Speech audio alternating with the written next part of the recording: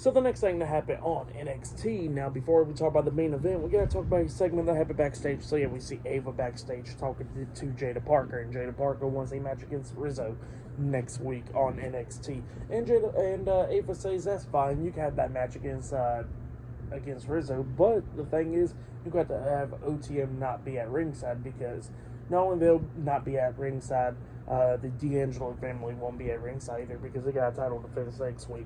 And Jada Parker was like, you know what, that's fine, and she walks away. But then we see Rich Holland walk in. Rich Holland wants a match against all 3 members of Gallus, and Ava was like, I cannot put you in a match against all 3 members of Gallus, but she says that she can put him in a match against one-on-one, and each one that he can beat, he gets all the members. But she says if he loses that, he has to drop everything with Gallus. And he says, okay, one-on-one, okay, that's fine with me.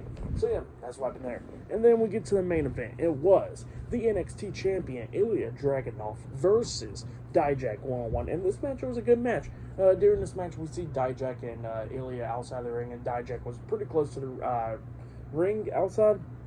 And then we see Joe Gacy sticking his hand out and then tapping on Dijak and quickly underneath the ring and all that stuff, playing mind games with Dijak. And, Dijak starts taking control of this match at the ending, where we see Ilja bounce off the ropes and stuff, and he comes up and he gets hit with the clothesline by Dijak.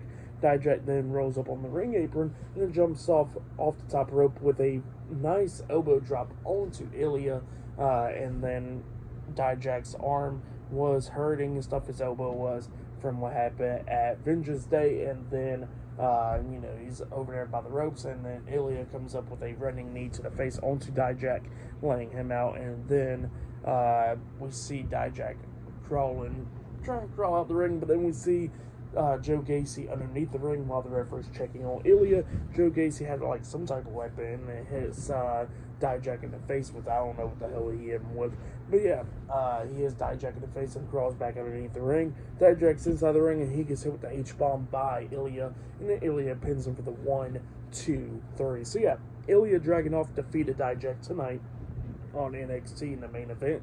That's what happened. Great match. But then after the match ended, Ilja's celebrating after the match, and then he gets attacked from behind by Carmelo Hayes, where he comes up and hits a chop block to the leg and starts beating down Ilja Dragunov.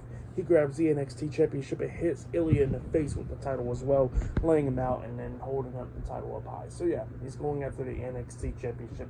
That's what happened there. Pretty good match. What happened after the match was great. I'll give it all 4 stars. That's why I'll give it great stuff. For match of the night, I probably gotta say it was that tag team match from earlier with Nathan Fraser and Axiom versus Malik Blade and Edris and No Face. So yeah, that match, I'll say that was match of the night. But yeah, there was some good ones like the main event and stuff. But yeah, that was my NXT reviews for tonight's NXT show. I will give it 8 stars. That's why I'll give it 8.5 stars. That's why I'll give it. It was good stuff with Carmelo tonight. So yeah, great stuff with Melo tonight, and yeah, 8.5 stars. That's why I'll give the show. But yeah, that has been my NXT reviews. Like, subscribe to Team W Wrestling on YouTube, subscribe to my other channel, Word of Chris, and subscribe to this channel, Chris Bales, and follow me on Twitter, Instagram, and both my TikToks. I'll be down there in the description box. And I'll see you guys later for tomorrow night's AEW Dynamite reviews. See you guys later. Until then.